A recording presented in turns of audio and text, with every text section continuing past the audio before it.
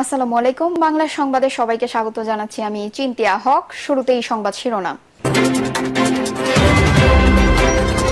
টানা 3 দিনের কর্মসূচি ঘোষণা করল বিএনপি। এদিকে পদত্যাগ করবেন না, উল্টো নির্বাচন করার ঘোষণা সালাউদ্দিনের। জানাবো আওয়ামী লীগকে যে বার্তা দিলেন স্বরাষ্ট্র উপদেষ্টা। সীমান্তে মানুষ মারার দিন শেষ বলছেন স্বরাষ্ট্র উপদেষ্টা। এবং সর্বশেষ জানাবো প্যান্টের চেইন খুলে শিক্ষার্থীদের সঙ্গে অসদাচরণ, সেই হাসপাতাল তত্ত্বাবধায়ককে বদলি। দর্শক শুনছিলেন সংবাদ শিরোনাম, এখন বিস্তারিত। টানা 3 দিনের কর্মসূচি ঘোষণা করল বিএনপি। আগামীকাল 14ই আগস্ট থেকে 16ই আগস্ট পর্যন্ত টানা 3 দিনের কর্মসূচি ঘোষণা করেছে বাংলাদেশ জাতীয়তাবাদী দল। কর্মসূচিগুলোর মধ্যে রয়েছে দলীয় কার্যালয়ের সামনে অবস্থান এবং সাম্প্রতিক আন্দোলনে হতাহতদের জন্য দোয়া ও মিলাদ মাহফিল। রুহুল কবির রিজভী বলেন, আগামী 14 ও 15ই আগস্ট বাংলাদেশ জাতীয়তাবাদী দল বিএনপির পক্ষ থেকে সারা দেশের দলীয় কার্যালয়ের সামনে অবস্থান কর্মসূচি পালন করা হবে। ঢাকা নয়াপল্টনের দলীয় কার্যালয়ের সামনে এই অবস্থান কর্মসূচি হবে। ব্যারিস্টার শেখ হাসিনা কর্তৃক ছাত্র জনতার উপর যে গণহত্যা চালানো হয়েছে সেই খুনি হাসিনা ও তার দোসরদের বিচারের দাবিতে এই অবস্থান কর্মসূচি পালন করা হবে। এছাড়া আগামী 16ই আগস্ট দেশনেত্রী বেগম খালেদা জিয়ার জন্মদিন উপলক্ষে তার দীর্ঘায়ু ও সুস্থতা কামনায় এবং যারা এই সাম্প্রতিক আন্দোলনে শহীদ হয়েছেন ও আহত হয়েছেন তাদের সুস্থতা কামনায় দোয়া ও মিলাদ মাহফিল অনুষ্ঠিত হবে। ওই দিন সনাতন ধর্মাবলম্বী সহ অন্যান্য ধর্মের মানুষরা তাদের উপাসনালয়ে প্রার্থনা করবেন। পদত্যাগ করবেন না, উল্টো নির্বাচন করার ঘোষণা সালাউদ্দিনের।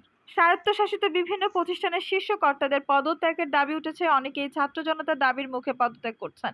তবে এক্ষেত্রে নিজের অবস্থান পরিষ্কার করেছেন বাংলাদেশ ফুটবল ফেডারেশন বাফুকে সভাপতি কাজী সালাউদ্দিন। পদত্যাগের দাবির মুখে দেশের একটি সংবাদ মাধ্যমকে নিজের অবস্থান জানিয়ে বাফুকে সভাপতি বলেন, প্রথমত বাংলাদেশ ফুটবল অ্যাল্টার্সের কি ভূমিকা ফুটবলের? আমি ঘোষণা দিয়েছি 26 আগস্টের পর বাফুকে নির্বাচন হবে। আমি নির্বাচন করতে পারবো কিনা তারা বলার কে। তবে এক্ষেত্রে নিজের অবস্থান পরিষ্কার করেছেন বাংলাদেশ ফুটবল ফেডারেশন সভাপতি কাজী সালাউদ্দিন। পদত্যাগের দাবির মুখে দেশের একটি সংবাদ মাধ্যমকে নিজের অবস্থান জানিয়েছে বাফুকে সভাপতি বলেন, প্রথমত বাংলাদেশ ফুটবল অ্যাল্টার্সের কি ভূমিকা ফুটবলে? আমি ঘোষণা দিয়েছি 26 অক্টোবর বাফুকে নির্বাচন হবে। আমি নির্বাচন করতে পারবো কি না তারা বলার কে।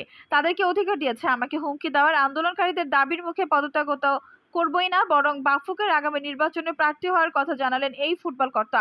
আমি পদত্যাগ করছি না, আমি আরো আগামী নির্বাচনে প্রতিদ্বন্দ্বিতা করব। আমি কোনো হুমকির মুখে ফুটবল ছাড়বো না। তার পদত্যাগের দাবিতে যারা আন্দোলন করেছে তাদের উদ্দেশ্যে করা ভাষায় সালাউদ্দিনের বার্তা, আমি সাদামাটা মানুষ না। আমার দীর্ঘ ফুটবলের ইতিহাস আছে। আমি জাতীয় দলের অধিনায়ক ছিলাম, আমি মুক্তিযোদ্ধা ছিলাম আওয়ামী লীগের আমলে ছাড়াও। আমি জিয়াউর রহমানের আমলে, খালেদা জিয়ার আমলে, হুসাইন মোহাম্মদ এরশাদ ও জাতীয় ক্রীড়া পুরস্কারের স্বাধীনতা পদক, শেখ কামাল আজীবন সম্মাননা পুরস্কার পেয়েছি। আমি নিজের ইচ্ছায় ফুটবল ছাড়বো, কারো হুমকিতে নয়। উল্লেখ করে দীর্ঘ সময় ধরে বাফুকের সভাপতির পদে আছেন কাজী সালাউদ্দিন। তার আমলে বাফুকের বিরুদ্ধে ফিফা থেকেও দুর্নীতির অভিযোগ এসেছে। সামলানো নিত্যসঙ্গী হলেও বাফুকের সভাপতি পদে অনড় থেকেছেন সাবেক এই ফুটবলার। সমালোচনা নিত্যসঙ্গী হলেও বাফুকের সভাপতির পদে অনড় থেকেছেন সাবেক এই ফুটবলার। আওয়ামী লীগকে যে বার্তা দিলেন স্বরাষ্ট্র উপদেষ্টা। আওয়ামী লীগকে নতুন মুখ নিয়ে দল গোছাতে বললেন স্বরাষ্ট্র উপদেষ্টা ব্রিগেডিয়ার জেনারেল অব এম শাখাত Hossain.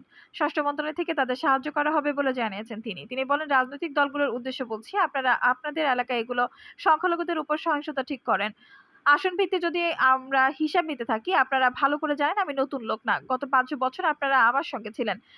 I will make your the confidence. একেবারে কোনো ইলেকশন যাতে না হয় আমি এখনো ইনক্লুয়েন্সে রাখতে ইলেকশন কমিশনে। শাখাওয়াত হোসেন বলেন, দয়া করে আপনারা দেশকে অরাজকতার মধ্যে ঠেলবেন না, ইনক্লুডিং সদ্য বিদায়ী হওয়া পার্টি আওয়ামী লীগ। আপনারা পার্টি গোছান, আমরা স্বরাষ্ট্র মন্ত্রণালয় থেকে আপনাদের জন্য সাহায্য করব। আপনারা পার্টি গোছান উইথ নিউ ফেস, নতুন মুখ নিয়ে, উইথ নিউ অঙ্গীকার এবং আশা করি with through political party act, রাজনৈতিক আইনের মধ্য দিয়ে।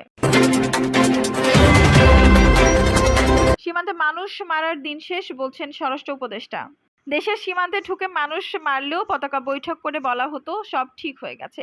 একথা উল্লেখ করে স্বরাষ্ট্র উপদেষ্টা ব্রিগেডিয়ার জেনারেল অব এম সাখাওয়াত হোসেন বলেছেন সেই দিন শেষ হয়ে গেছে। বর্ডার গার্ড বাংলাদেশের বিজিবি উদ্দেশ্যে স্বরাষ্ট্র উপদেষ্টা বলেছেন বিজিবির মতো একটা ফোর্সকে পিঠ দেখাতে বলেছে সীমান্তে। সীমান্তে আমাদের লোক মারে বিজিবি পতাকা বৈঠক করতে বাধ্য হয়। আমি বলেছি যে পিঠ দেখাবেন না। Enough is enough. বৈষম্য বিরোধী ছাত্র আন্দোলনের কর্মসূচিকে কেন্দ্র করে আহত বিজিবি সদস্যদের দেখতে মঙ্গলবার দুপুরে পিলখানার বিজিবি হাসপাতালে যান স্বরাষ্ট্র উপদেষ্টা। সেখানে চিকিৎসাধীন শিক্ষার্থীদের চিকিৎসার বিষয়ে খোঁজ খবর নেন। তাদের খোঁজ খবর নেওয়ার পরে সাংবাদিকদের সঙ্গে আলাপকালে তিনি এসব কথা বলেন। পিলখানার স্বরাষ্ট্র উপদেষ্টা সাংবাদিকদের বলেন, আমাদের সীমানার মধ্যে ঢুকে মারে আর আমরা বলি পতাকা বৈঠক করেছে, সব ঠিক হয়ে গেছে, বা আমি জানি না, দ্যাট ডেইজ আর ওভার। সেসব দিন শেষ হয়ে গেছে। দেশের বিভিন্ন বাহিনীকে দানব বানানো হয়েছে। উল্লেখ করে এম সাখাওয়াত হোসেন বলেন, 15 বছর এই ফোর্সগুলোকে দানব বানিয়েছে। যারা বানিয়েছে তাদের আন্তর্জাতিক আদালতে নিয়ে যাওয়া হবে। তারা কত লোক মেরেছে, প্রত্যেকটি ইনস্টিটিউশনস ধ্বংস করেছে। এগুলো ন্যাশনাল ফোর্স বাহিনী, কারো পার্সোনাল ব্যক্তিগত ফোর্স নয়। পুলিশ বাহিনী প্রসঙ্গে স্বরাষ্ট্র উপদেষ্টা বলেন, পুলিশ খুবই অনুতপ্ত। এখানে পিলখানা আনসার আসার সময়ও দেখলাম পুলিশের সঙ্গে ছাত্ররা কাজ করছে। পুলিশ খুবই অনুতপ্ত। পুলিশকে দানব বানানো হয়েছে। যারা এটি করেছে তাদের আমরা ভুলে যাব না। অবশ্যই বিচার করা হবে। তিনি বলেন, একটু সবুর করেন, এতগুলো প্রক্রিয়া আছে। সরকারি অ্যাকশন নিতে গেলে অনেকগুলো প্রসেস আছে যেগুলো টপাটপ করা যায় না। সুতরাং ধৈর্য ধরতে হবে। এ সময় গতকাল দেওয়া নিজের বক্তব্যের জন্য দুঃখ প্রকাশ করে স্বরাষ্ট্র উপদেষ্টা বলেন, অনেক কথার মধ্যে অনেক কথা চলে আসে। যদি আমি এমন কথা বলে থাকি সেটা ভুল বুঝেছেন, সেটার জন্য আমি দুঃখিত। 15 আগস্ট নিয়ে জানতে চাইলে স্বরাষ্ট্র উপদেষ্টা বলেন, এখনো কোনো সিদ্ধান্ত হয়নি। আজ বিকেলে আমরা বসবো, যেখানে আলোচনা হবে সেদিনের নিরাপত্তা ব্যবস্থার বিষয়ে। তিনি বলেন, আমরা সব ধরনের নিরাপত্তা ব্যবস্থাপনা গ্রহণ করব। পুলিশ থাকবে, বিজেপির র্যাব থাকবে, হয়তো সেনাবাহিনীরও থাকবে। ছাত্রদের উদ্দেশ্যে এম সাখাওয়াত হোসেন বলেন, তোমাদের আন্দোলনে কেউ ছিনিয়ে নিতে পারবে না। এই আন্দোলন তো ইমেজ ভাবমূর্তি আছে, আর পুলিশ তো অনুতপ্ত। আরেক প্রশ্নের জবাবে তিনি বলেন, সবকিছু একটা প্রসেস আছে।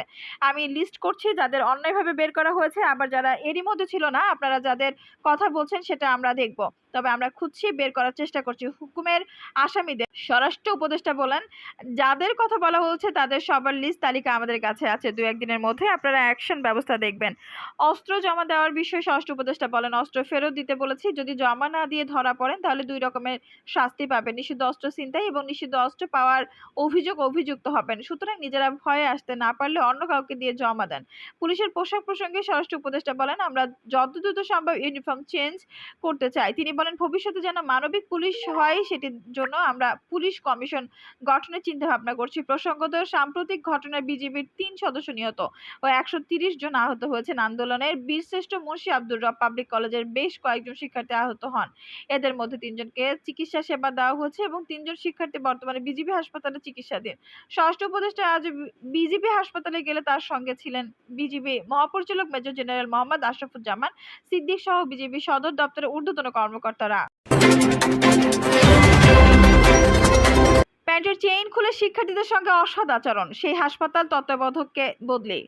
সিরাজগঞ্জে 250 শয্যার বঙ্গমাতা শেখ ফজিলাতুন্নেসা মুজিব জেনারেল হাসপাতালের আলোচিত তত্ত্বাবধায়ক ডক্টর রতন কুমার রায়কে বদলি করা হয়েছে।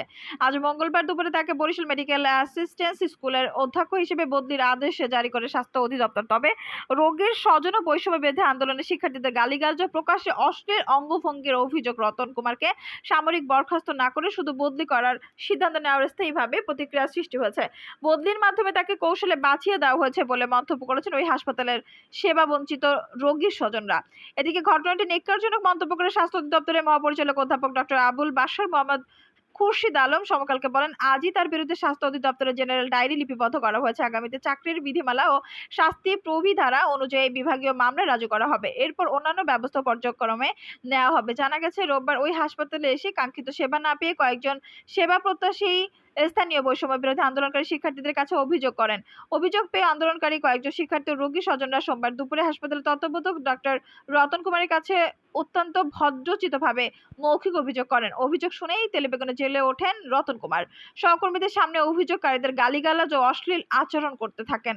এক পর্যায়ে সহকর্মীদের সামনেই নিজের প্যান্টের চেইন খুলে শিক্ষার্থীদের উদ্দেশ্যে হম্বিতম্বি করতে থাকেন। তার অশ্লীল আচরণের ভিডিও সামাজিক যোগাযোগ মাধ্যমে ভাইরাল হলে বিষয়টি জেলে জেলা প্রশাসক মীর মোহাম্মদ মাহবুবুর রহমান স্বাস্থ্য অধিদপ্তরের বিভাগীয় কর্মকর্তাদের জানান। বদলির বিষয়টি নিশ্চিত করে তত্ত্বাবধায়ক ডক্টর রতন কুমার রায় বলেন, উৎপীড়িত কথাবার্তার মাধ্যমে শিক্ষার্থীরা গত দুদিন থেকে চিকিৎসকদের ঘুম হারাম করে রেখেছেন, অথচ সামান্য বিষয় নিয়ে উল্টো তাকেই শাস্তি প্রদান করা হলো। সংশ্লিষ্টরা জানান, সিরাজগঞ্জে 250 হাজার বঙ্গমাতা শেখ ফজিলাতুন্নেসা মুজিব জেনারেল হাসপাতালে চিকিৎসকদের ফাঁকিবাজি ও নানা অনিয়মের অভিযোগ দীর্ঘদিনের। রোগীদের হয়রানি, কর্মক্ষেত্রে ফাঁকি দিয়ে সরকারি কর্মঘণ্টায় অন্যত্র প্র্যাকটিস, ঔষধ কোম্পানি, ক্লিনিক মালিক ও দালালদের সঙ্গে সখ্য ও অর্থের বিনিময়ে সাধারণ জখমি রোগীর সার্টিফিকেট দেওয়া সহ নানা গুরুতর ডাক্তারি সার্টিফিকেট প্রদানের অভিযোগ রয়েছে। বেশিরভাগ চিকিৎসকের বিরুদ্ধে এমনকি ময়নাতদন্তে পরীক্ষার ফলাফলে নয়-ছয় করারও অভিযোগ রয়েছে কারো কারো বিরুদ্ধে।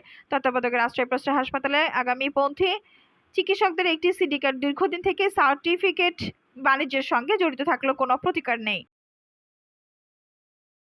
দর্শক, এই ছিল এখনকার সর্বশেষ সংবাদ। নিউজটি ভালো লাগলে অবশ্যই একটা লাইক দিন, কমেন্টে আপনার মূল্যবান মতামত জানান। সবসময় আমাদের পাশে থাকতে সাবস্ক্রাইব করে বেল বাটনটি অন করে রাখুন। ধন্যবাদ।